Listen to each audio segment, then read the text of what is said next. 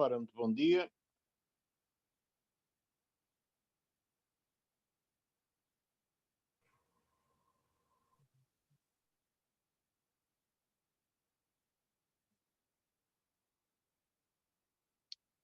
Como costume, começaremos 10 minutos depois da hora, ou seja, às 11h40.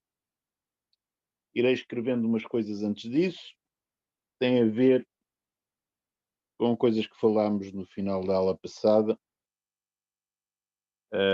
e com que vamos começar a aula. Mas enquanto eu não disser nada, não tem grande significado.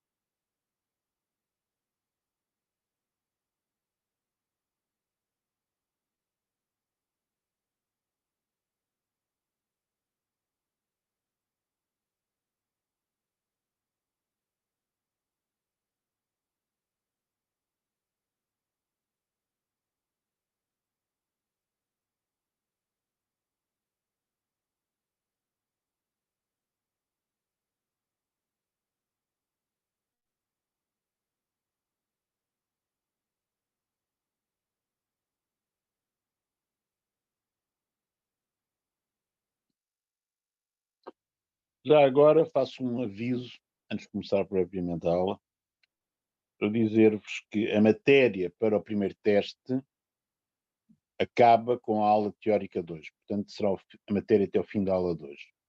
Que espero que seja um fim de continuidade e limites. Okay? A matéria nas aulas de problemas continua durante a próxima semana. Okay? Portanto, a matéria na aula de problemas continua até, dependendo da aula de problemas a que vocês vão, até sexta-feira antes do teste. Okay?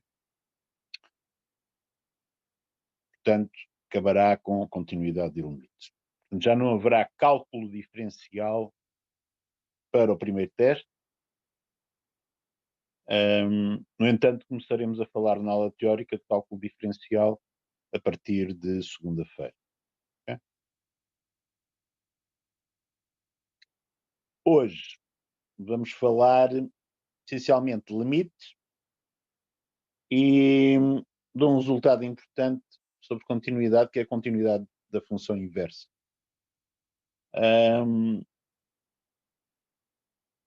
Que é as duas últimas coisas que eu queria mencionar sobre continuidade e limites. Há muita coisa sobre continuidade e limites a nível de fazer cálculos, etc., que vocês conhecem da vossa experiência anterior. Portanto, eu tenho estado a chamar a atenção para aquelas coisas que são, enfim, menos conhecidas ou conhecidas mais pela rama.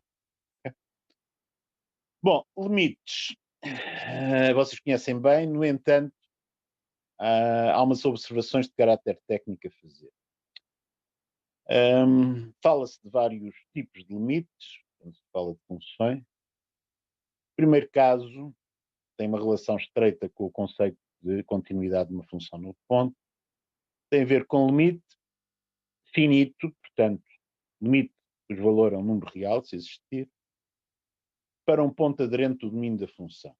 Portanto, este x0 que aqui está é um ponto aderente do domínio. Okay? Poderá pertencer ao domínio ou poderá não pertencer ao domínio. Okay?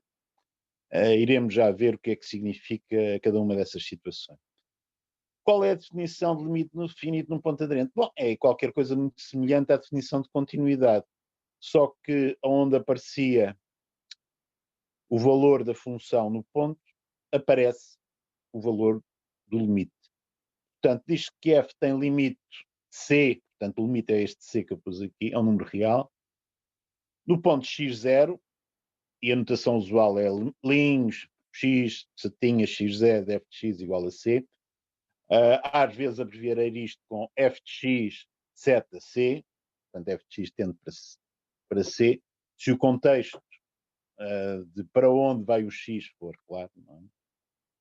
Se qualquer que seja o epsilon positivo, existe um delta tal que se x pertence ao domínio e a distância de x a x0 é menor que delta, então posso garantir que o módulo de f de x menos c é menor que ele. Não é nada surpreendente se por acaso o x0 pertencer ao domínio, que é o que está aqui nesta observação. Esta observação podem chamar-lhe um teoremazinho, não é? Mas não queria aumentar a dignidade da observação por ela. Se x0 estiver no domínio, portanto, não for só um ponto aderente, mas pertencer ao domínio, escrever que o limite quando x tende para x0 de f de x é igual a c,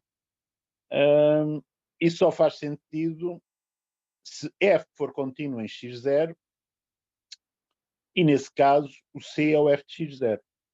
Ok? Porque reparem, será que eu, portanto, nessa situação, eu poderia pôr aqui na definição, onde tenho o c, poderia pôr alguma coisa diferente do f de x0? Não, porque depois ficava aqui com módulo de f de x menos f de x0, ou inclusivamente com f de x0 menos c. Se o f de x0 for diferente de c, isto aqui dava sempre maior que zero e, portanto, o epsilon não podia ser arbitrariamente pequeno. Okay? Portanto, no caso, que é o caso menos interessante, do ponto já pertencer ao domínio, o limite vai existir se e só se a função é contínua no ponto. Okay? E nesse caso, o valor do limite é o valor da função no ponto. Tecnicamente, esta é uma das definições possíveis para limite. Nós estamos a fazer limites em pontos aderentes. Okay? Há textos de matemática em que isto não é feito assim. Só se consideram limites para pontos de acumulação que não pertencem ao domínio. Okay? E esta situação não ocorre nesse caso. Está bem? Portanto, estamos a adotar o ponto de vista do professor Campos Ferreira, que é este. Outra observação, portanto, que é o outro caso.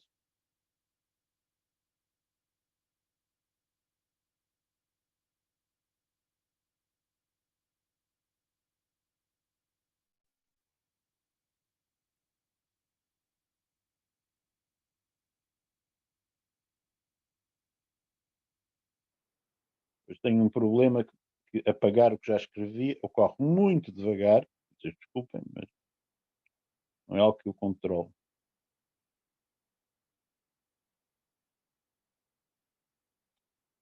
Portanto, a outra observação. Se x0 é um ponto aderente, mas não pertence ao domínio. Ok? Esta é a situação interessante. Nesse caso,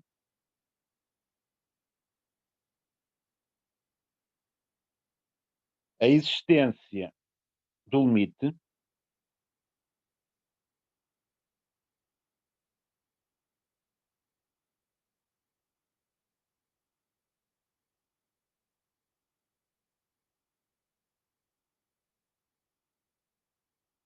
corresponde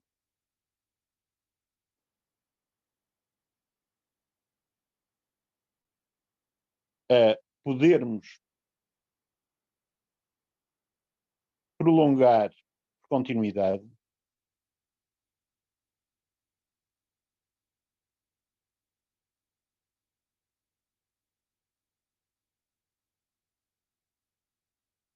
f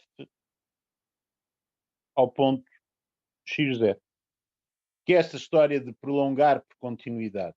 Bem, definir uma nova função que é igualzinha ao f em todos os pontos onde já estava definida e juntar-lhe ao domínio um ponto, que é exatamente o x0, e nesse ponto dizer que o valor da nova função é o limite.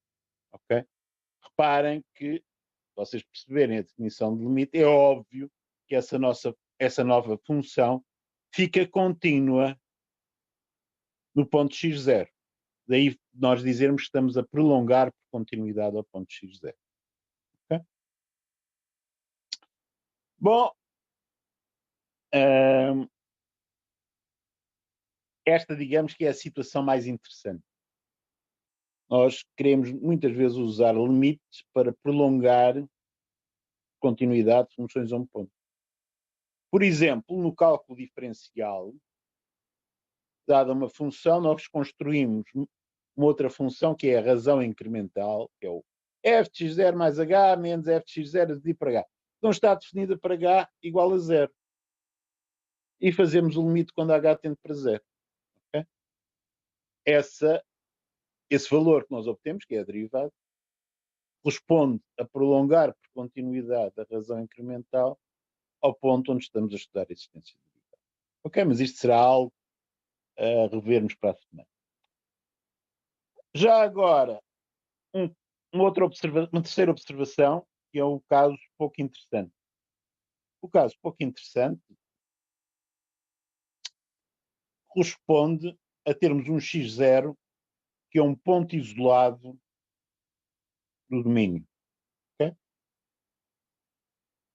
Nós já iremos fazer exemplos em que veremos estas situações todas. Não é?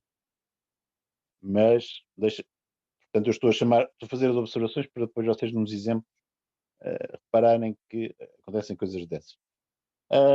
Se x0 for um ponto isolado,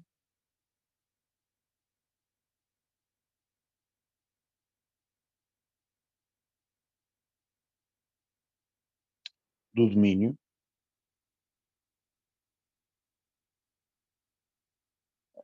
lembro que ser um ponto isolado quer dizer que há uma vizinhança do ponto onde o único ponto do conjunto que lá está é ele próprio. Okay? Se x0 for um ponto isolado do domínio, este f de x menos c que aparece aqui, só temos uma possibilidade para o x, ser o próprio x0, desde que o delta seja menor que o raio da vizinhança, do raio de uma vizinhança que só apanha o ponto, não é? De maneira que, se x0 for um ponto isolado do domínio, o limite existe sempre.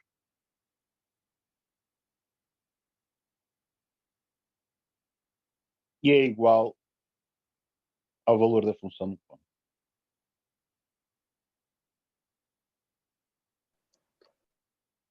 Professor, eu tenho uma questão. Sim. Mas Diga. o x0 ser um ponto isolado do domínio significa que a função não é contínua. Não, é isso que eu estou a dizer. Os pontos isolados, a função é contínua em pontos isolados. Okay? Ou seja, eu estou a avisar-vos estas coisas porque o ponto de vista técnico sobre limites e continuidade que nós estamos a adotar não é necessariamente igual àquilo que vocês viram no ensino secundário. Ok? Não sei se por tecnicamente lá ser diferente, não fui ver. Se por vocês lembrarem-se mal, pode haver as duas possibilidades. Portanto, o que eu vos estou a dizer, agora vamos ver exemplos que clarificam todas estas observações. Está bem? Portanto, vamos apagar aqui a definição e ver exemplos.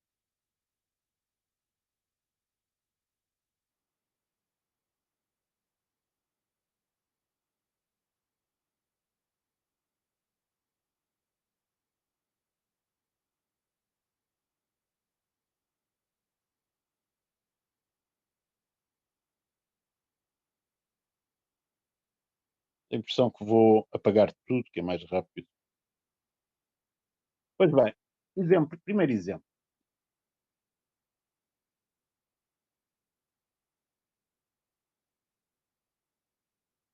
Seja f definida num conjunto formado pelo zero unido com o intervalo 1, 2.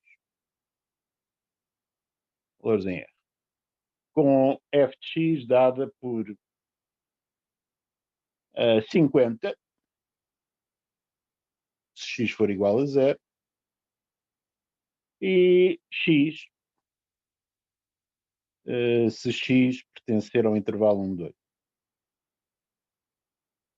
Por muito que vos escandalize, esta função é contínua em 0.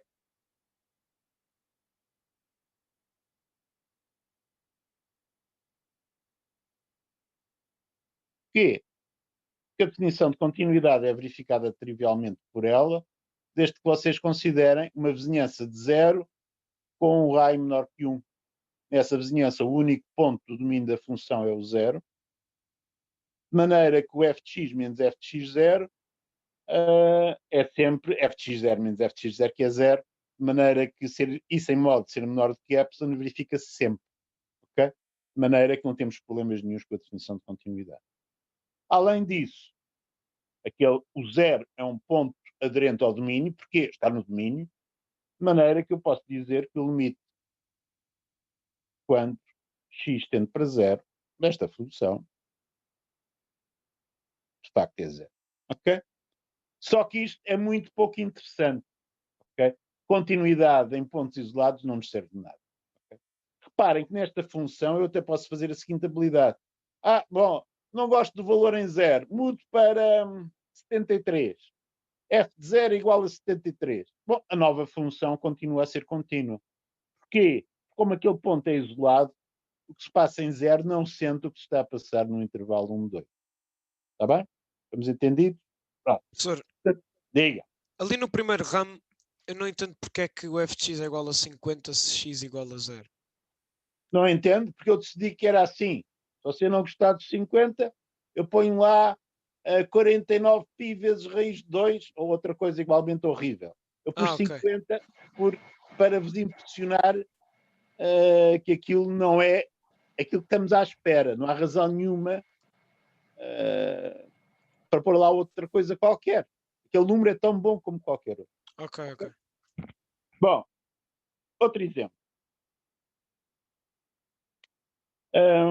Vamos considerar uma função g definida para r menos o ponto 1. Ok? Com valores em r. E vamos lá ver por g de x. Professor, posso só perguntar uma coisa? Sim, diga. O professor disse que o limite de f de x quando o x tende para 0 é 0, mas em 0 Não, desculpe, eu escrevi mal, não é? Portanto, eu já tinha. Ou seja, fugiu-me a caneta para a mentira usual, não é? Portanto, o que eu quero é que seja 50, não é? ok. Obrigado, professor. Não lá posto.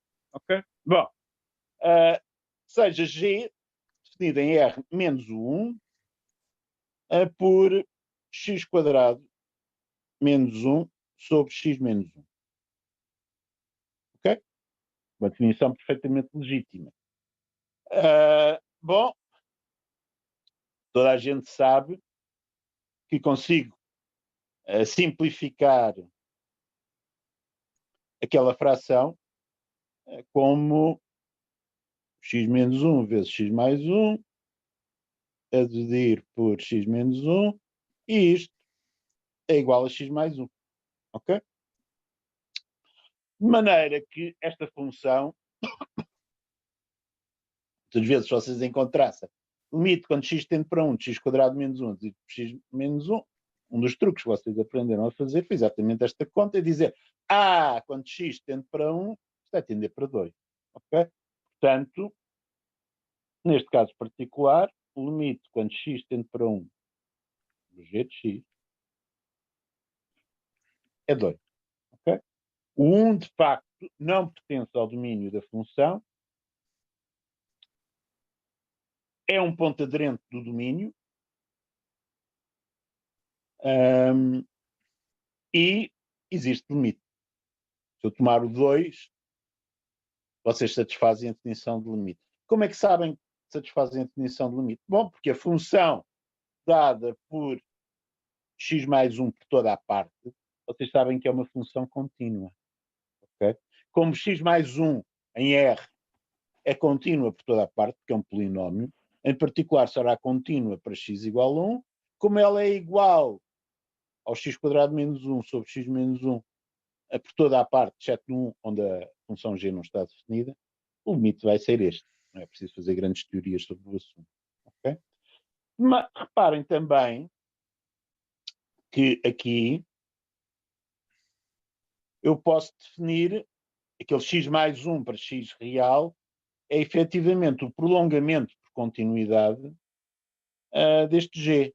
Portanto, se eu definir uma função, chamemos-lhe g com uma barra por cima, de R para R, via g de x é igual a x quadrado menos 1 sobre x menos 1, se x diferente de 1.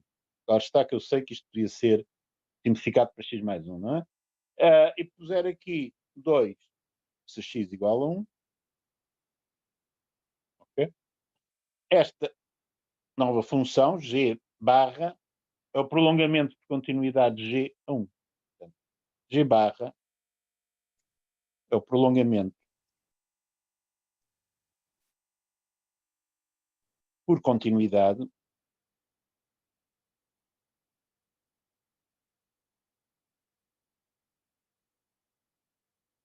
de g ao ponto 1. Okay? Bom, esta era uma das situações, portanto, isto é um prototipozinho simples também de uma das outras situações que eu mencionei nas observações. Portanto, isto é uma das coisas que eu quero fazer. Em particular, quando estivermos a fazer derivação, é neste tipo de coisa que nós estamos a pensar. Bom, último... Professor, tenho uma pergunta. Sim, diga. Imagino que temos de calcular o limite de quando o x tende para um ponto que não pertence ao domínio de uma determinada função. Como o professor mostrou agora. Nós temos de mostrar essa função que é o prolongamento da continuidade, ou podemos só resolver o limite? Não, depende daquilo que for pedido. Okay? O que eu estou a dizer é que se você resolver o limite, pode não escrevê-lo, pode não saber o que é prolongar por continuidade, etc. Mas o que fez foi fazer um prolongamento por continuidade. Sim, Okay? exatamente. Aquele número que arranjou é o número que funciona no prolongamento por continuidade. Ok? Só isso que eu estou a dizer. Certo. Agora, pode fazer perguntas essencialmente são sobre a mesma coisa, mas que são diferentes sobre isto, claro. Bom, suponhamos agora uma outra função, h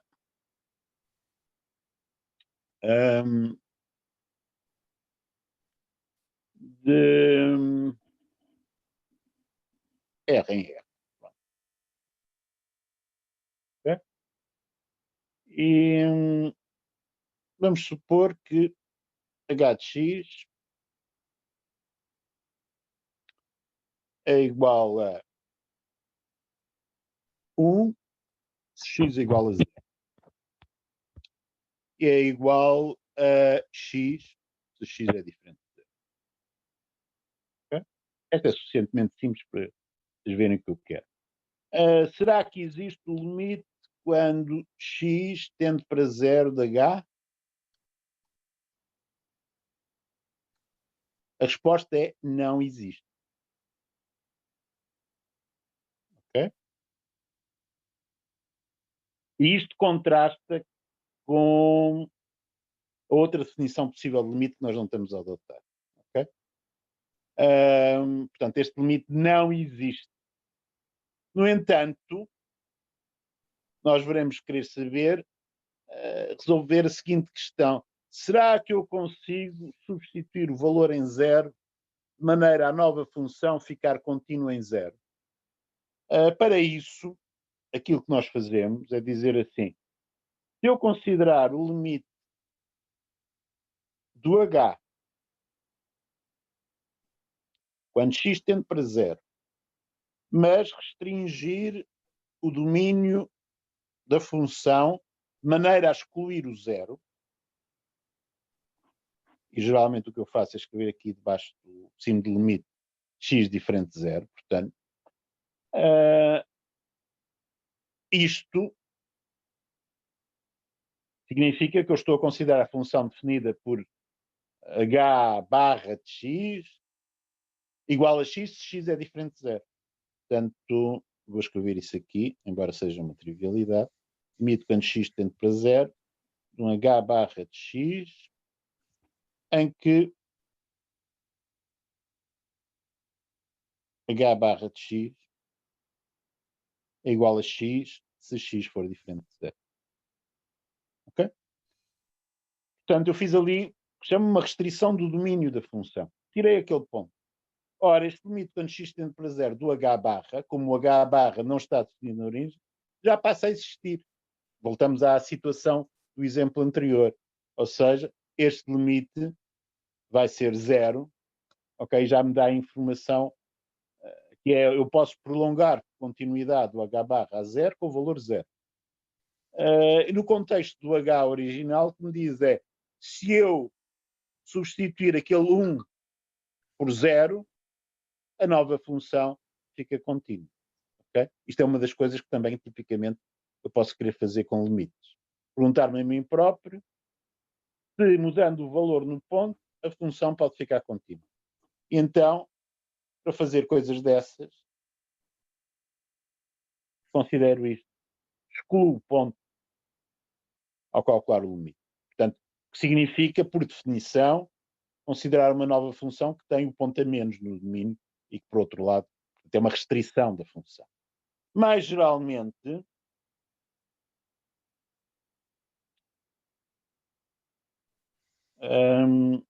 eu falo de limites por restrição conjunto.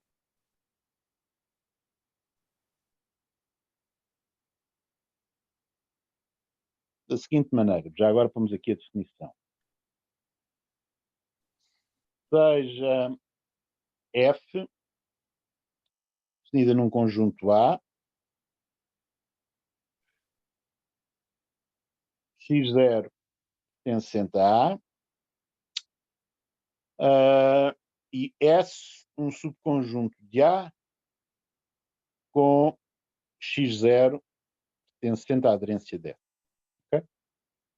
Portanto, se pertence à aderência de S, também pertence à aderência de A. Okay? Definimos o limite quando x tende para x0, mas com x0 pertencente a S, da função f, como sendo o limite quando x tende para x0 da restrição de f ao conjunto S. Isto é um f, uma barra vertical e um S como subscrito. Isso é a notação habitual para a restrição de uma função ao conjunto. Portanto, isto aqui é a restrição de f a S. Okay? Aquele caso que eu mencionei para trás, com x diferente de 0, é uma restrição deste género. É pegarmos no domínio e tirarmos o ponto, o 0. Mas muitas vezes vai acontecer que, sei lá, tenho uma função definida em R, eu quero calcular o limite à direita num ponto. Ou seja, considero a restrição ao conjunto dos reais maiores que esse ponto, não é? Portanto, todos vocês conhecem isso.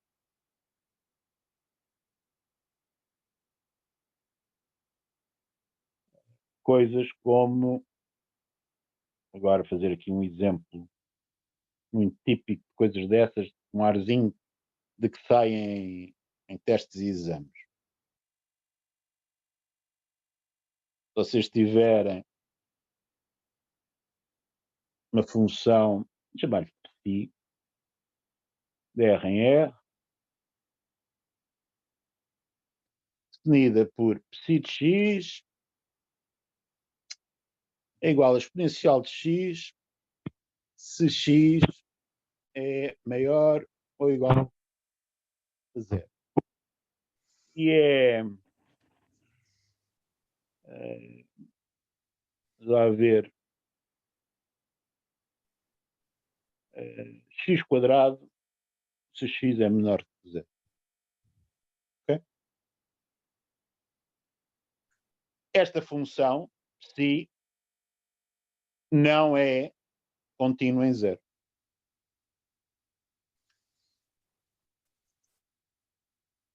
em termos intuitivos rápidos, porquê? Porque para x maior ou igual a zero, a exponencial aproxima-se do valor 1 quando x tende para zero. Por valores maiores que zero. Por valores menores que zero, x quadrado aproxima-se de zero. Quando eu estou a dizer isso, o que eu estou a fazer é pensar em dois limites por restrição. Certo?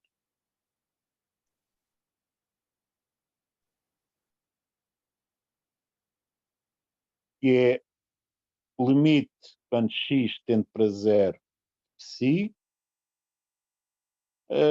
com x pertencente ao conjunto dos x reais, tais que x é maior que zero. Claro está que ninguém escreve assim. Ok? As pessoas abreviam esta monstruosidade escrevendo limite quando x tende para zero e depois põe ali um expoentezinho mais. Ok? Eu estou a fazer isto com este cuidado para vos dizer 0 mais não é um número, é uma abreviatura.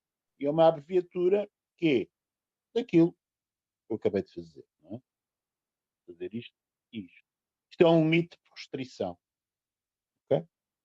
Portanto, este limite por valores superiores a zero daquele psi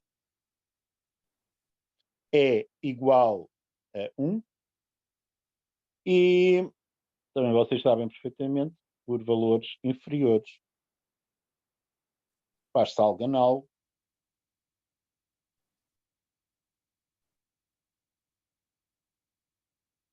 Vocês escrevem o limite quando x tende para zero por valores inferiores, põe um sinal menos, psi de x é igual a zero. Resultado ultra trivial, que eu não vou demonstrar, é só pensar um bocadinho, sobre limites por restrição.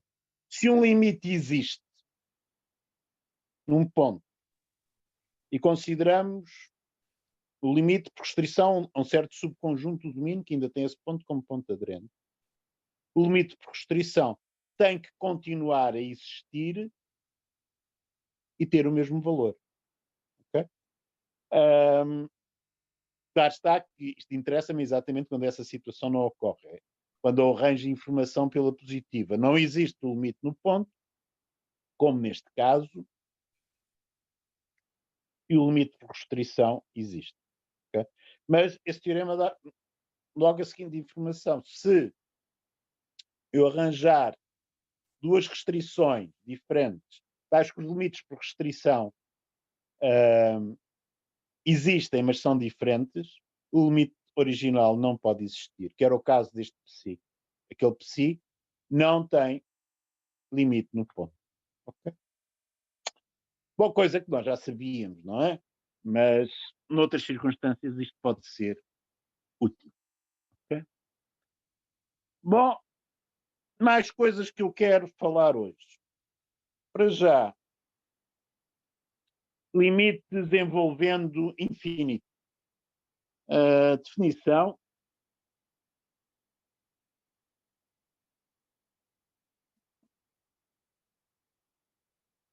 de limite mais infinito e menos infinito. Ok? Portanto, se vocês tiverem f definido com um certo domínio, com valores reais, x0 um ponto aderente, vocês escrevem que o limite quando x tende para x0 de f é mais infinito, depois adapto para ter o menos infinito, que é fácil. Como é que eu arranjo uma definição a Cauchy, estilo Cauchy, com epsilons e deltas, para o limite infinito? Bom, se qualquer que seja, ora, estar perto de mais infinito, não é com o epsilon que nós fazemos, não é? É para o x ser, é o valor ser maior que um número qualquer. Portanto, eu vou, em vez do epsilon que aparece na definição do limite finito, ponho aqui um m maior que zero, existe um delta positivo tal que x pertence a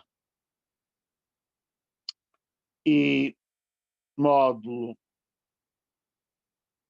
x menos x0. é menor que delta, então f de x é maior que m. Esta coisa de estar perto de mais infinito é ficar tão grande como nós quisermos. Daí esta alteração. Okay? Bom, se por acaso vocês querem menos infinito, então é uma questão de pôr ali menos e aqui pôr menor e aqui também pôr menor. Okay? Ou então simplesmente dizer f tende para menos infinito, se menos f tiver tender para mais infinito. Padrão. Portanto, nós teremos coisas como, exemplo costumeiro, limite quando x tende para zero de 1 sobre x por valores superiores, já agora, portanto, aquelas convenções por restrição também aqui funcionam, é igual a mais infinito. Okay? Às vezes, mais infinito e menos infinito não chegam, e eu quero dizer, o módulo da função vai tender para mais infinito.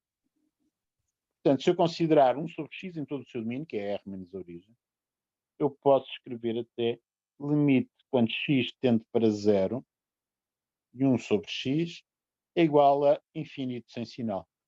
Porquê? Bom, se restringirmos à direita para x maior que zero, obtemos o mais infinito. Se restringirmos à esquerda, obtemos menos infinito, mas, de qualquer forma,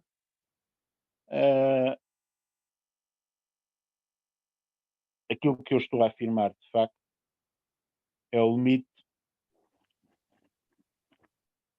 quando x tende para zero de 1 sobre o módulo de x é igual a mais infinito. Okay?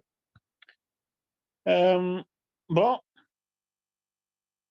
mas posso também querer limites no infinito. Como é que vario as minhas definições para ter... Não é limite infinito, é limite no infinito. É uma coisa diferente.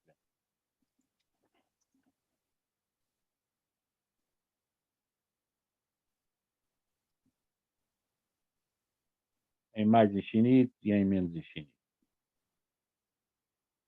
Bom, a ideia... Agora, x0 já não aparece aqui. O A terá que ser um conjunto não majorado. No caso dos limites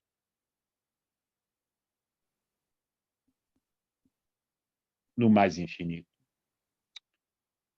Dizemos que o limite quando x tende para mais infinito de f de x é igual a um certo C real, se... Bom, agora nós queremos estar perto de C. Portanto, fazemos isto da maneira habitual, com o epsilon lida com o C, não é? Estamos perto de C. Portanto, qualquer que seja o epsilon positivo. Agora, temos de estar suficientemente perto de mais infinito. Portanto, existe um M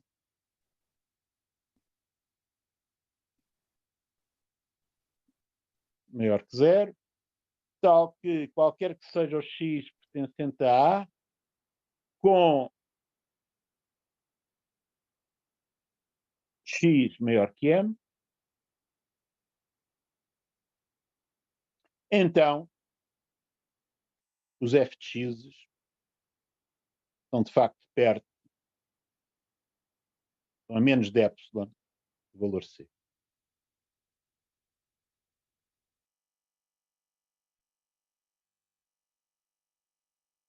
Ok?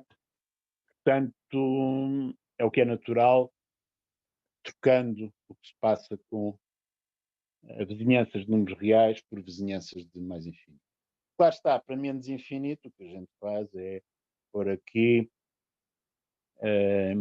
não minorado, menos infinito, menor que zero ali, menor que M ali, e pronto, o resto é igual, ok? De maneira que posso fazer as coisas habituais do género limite quando x tende para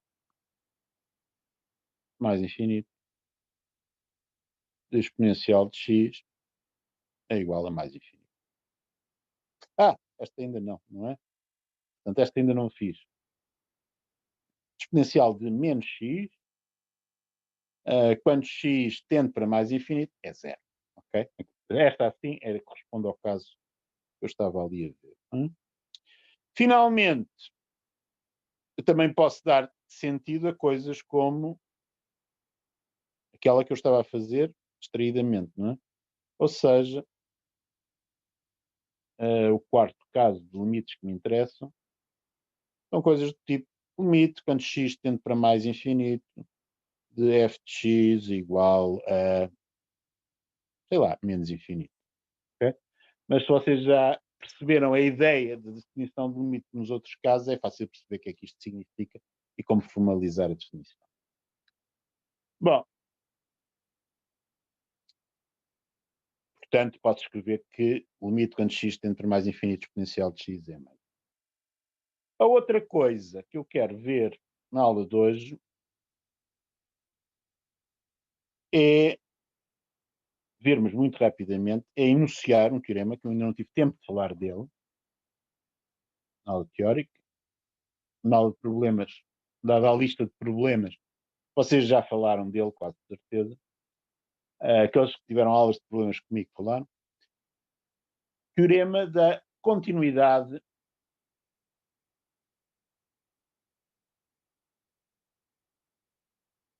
da função inversa. Okay?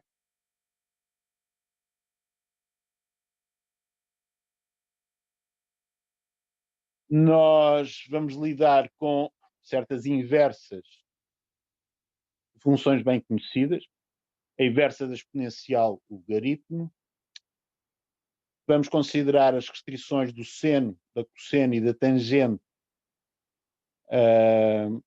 respectivamente, menos π sobre 2 a π sobre 2 fechado, 0π fechado, e menos π sobre 2 a π sobre 2 aberto, e falar do arco seno, arco cosseno e arco tangente.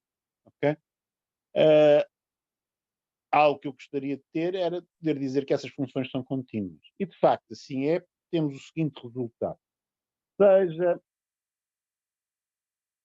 f definida em i, e vai ser um intervalo,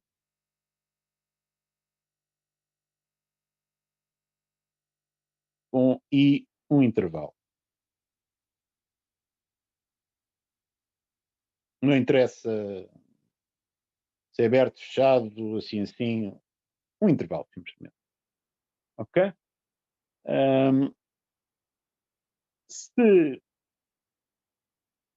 f é estritamente monótona,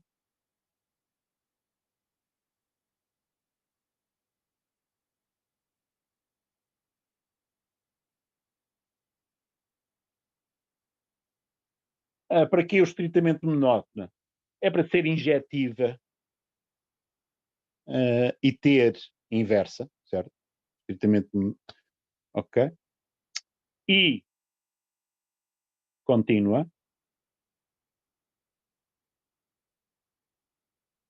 Então, existe função inversa de f. Isto vocês já sabiam há muito tempo.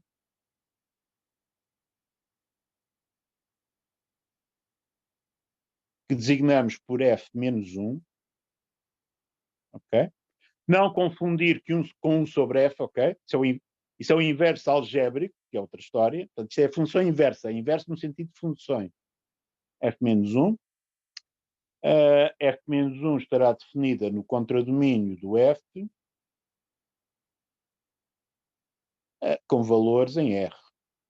Mas eu até sei que será com valores em I. Ok? E agora a parte importante desta história. e é uma função contínua.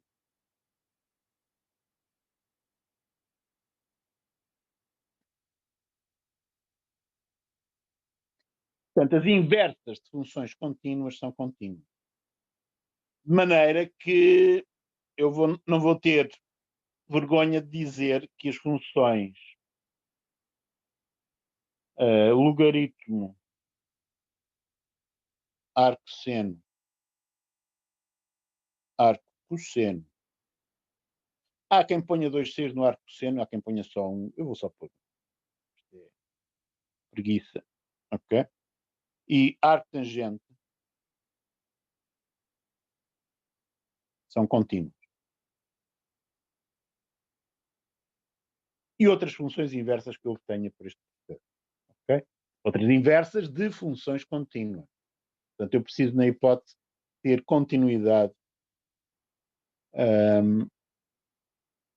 da função original. Portanto, isto dá-me alguma confiança em tratar com essas funções. Reparem que nós estamos a omitir provar a continuidade de funções como a exponencial. Ok? Então ainda não vos dei ferramentas para tal. Já agora, chamar a atenção para uma coisa. Bem, antes disso, não fiz demonstração que a exponencial é contínua, nem me preocupei muito com o que é a definição da exponencial. Portanto, admito que vocês já sabem alguma coisa sobre isso. No entanto, admitindo que a exponencial é contínua, tenho a certeza que o logaritmo é uma função contínua. Ok? Portanto, para isso preciso de verificar simplesmente que a exponencial estava definida em R é um intervalo, é contínua aí, estamos a admitir que isso é verdade, e finalmente a exponencial é estritamente crescente, de maneira que tem todas as características deste teorema, de maneira que eu posso afirmar que o logaritmo é uma função contínua. Já agora, notem que para provar, então, uma observação sobre a continuidade da exponencial, e que vale também para a continuidade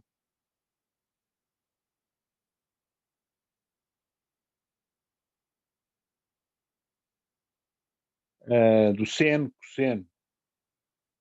Uma observação semelhante pode-se fazer. Provar a continuidade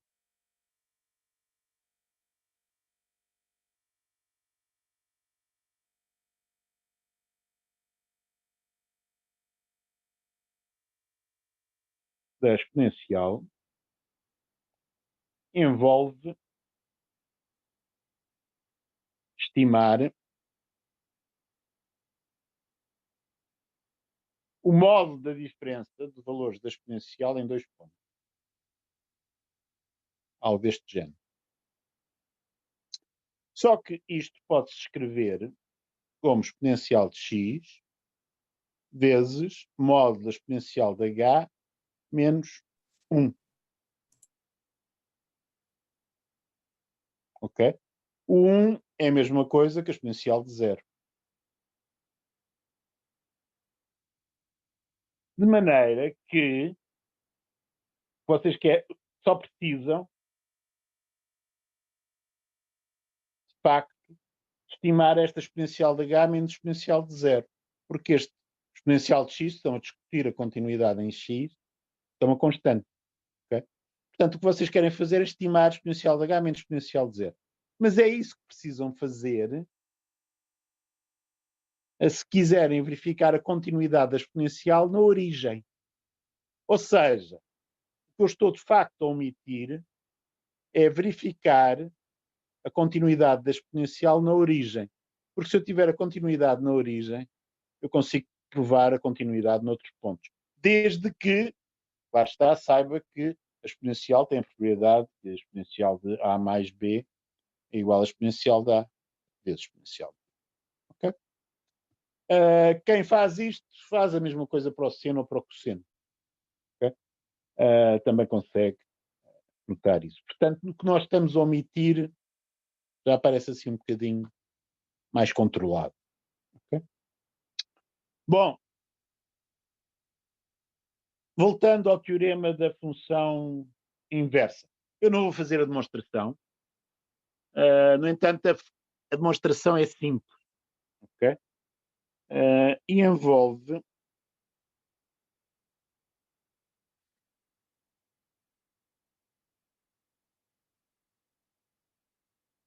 ai.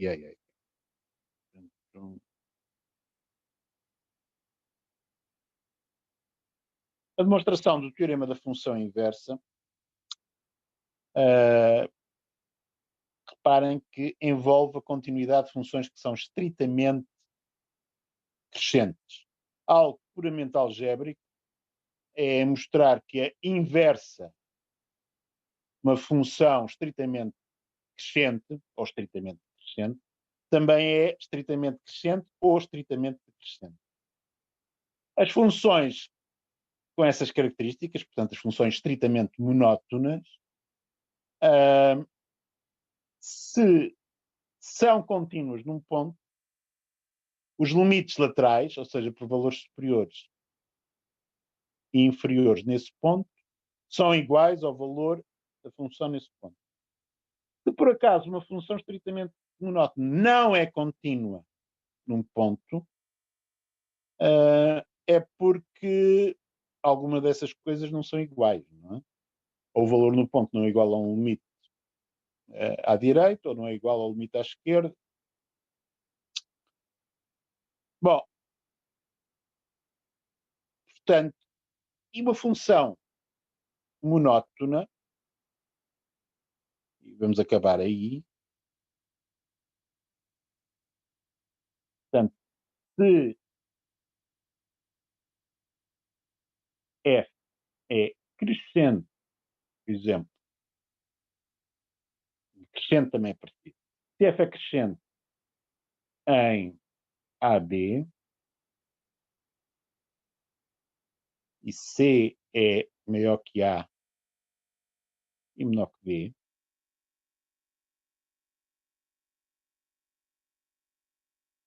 okay?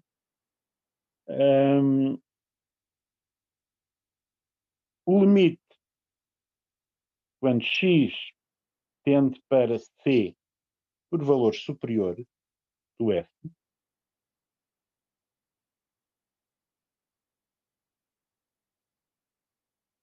é fácil de perceber, uma função é crescente, que este limite por valores superiores vai ser o ínfimo dos f de x, acho que x é maior que C. Okay? O limite à esquerda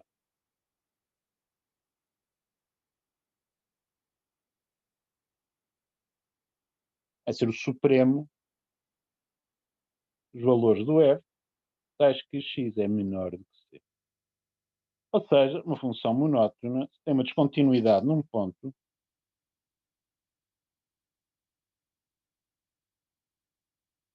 acontecerá aquilo que vos é muito familiar, não é? Portanto, este tipo de coisa. Portanto, se uma função é monótona, vocês têm uma descontinuidade num ponto, entre os limites laterais e o valor no ponto, há de haver duas destas coisas que são diferentes, não é? Portanto, o teorema da continuidade da inversa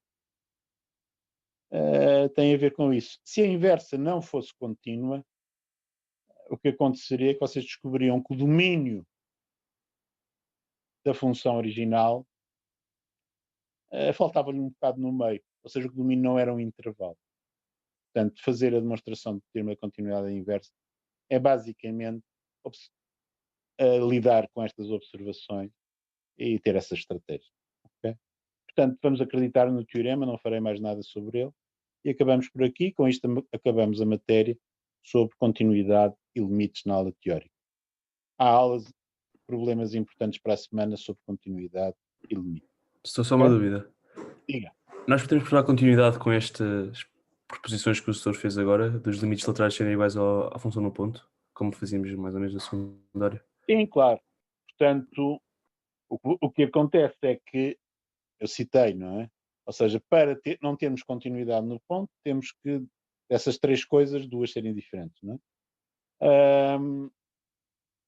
Ou o valor no ponto diferente do limite à esquerda, ou o valor no ponto diferente do limite à direita, ou o limite à esquerda diferente do limite à direita.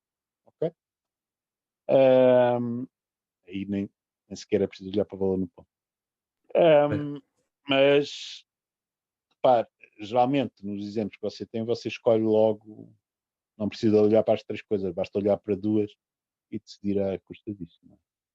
Portanto, se por acaso a função for contínua, as três coisas coincidem. Okay? Portanto, isso será algo que vocês farão muitas vezes.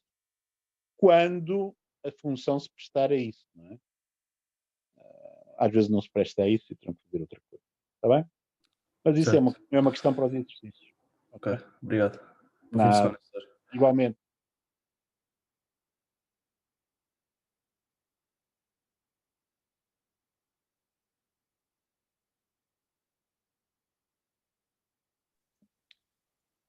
Até para a semana. Até para a semana. Bom fim de semana. Obrigado. Igualmente.